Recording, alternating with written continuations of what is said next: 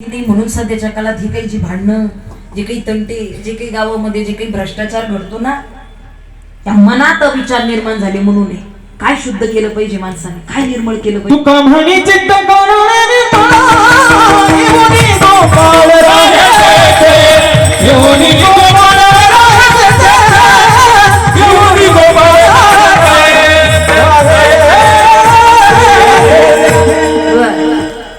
माणूस बाह्य रंगाने फार बदलला हो, फार बदलला. किती बदलला माणूस, किती बदलला. सूरज ना बदला,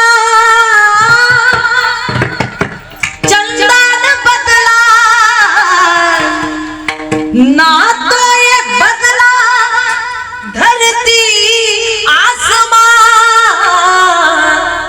कितना बदल गया इंसान, कितना बदल गया इंसान, कितना बदल गया इंसान, कितना बदल गया इंसान, कितना बदल गया इंसान, कितना बदल गया इंसान, कितना बदल गया इंसान, कितना बदल गया इंसान,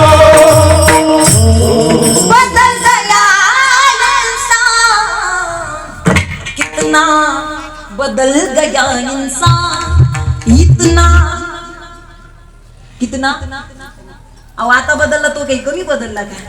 माणसाचा काही कमी बदल झाला का? त्यामुळे माणसाने जीवनामध्ये खऱ्या अर्थानं फार चांगलं भगवंताला स्थिर करायचंय, प्राप्त करायचंय. मग कशा ठिकाणी प्राप्त केलं पाहिजे? वसवावे घर, घरामध्ये स्थिर करा, त्याला घरामध्ये स्थापन करा. कोणत्या? या हृदय मंदिरासारख्या घरामध्ये, या वृत्तीमध्ये स्थिर करा. कारण ही वृत्ती कधी मरत नाही, ही वृत्ती कधी संपत नाही, ही वृत्ती नाशिवंत स्वरूप नाही. देह संपतो, लक्षात आलं का? आयुष्य संपून जातं, सगळ्या गोष्टी नाशिवंत आहेत, पण ही वृत्ती मात्र शाश्वत स्वरूपाची आहे. आपण गेलो तरी ही वृत्ती चिरंतर आहे. म्हणून वसवावे घर, निश्चित देवे बरे निरंतर. आणि एकदा या वृत्तीमध्ये, या अंतःकरणामध्ये देव स्थिर स्थापन झालेला ना, मग बाकी त्याला कुठे फिरवायची गरज नाही, कुठे न्यायची.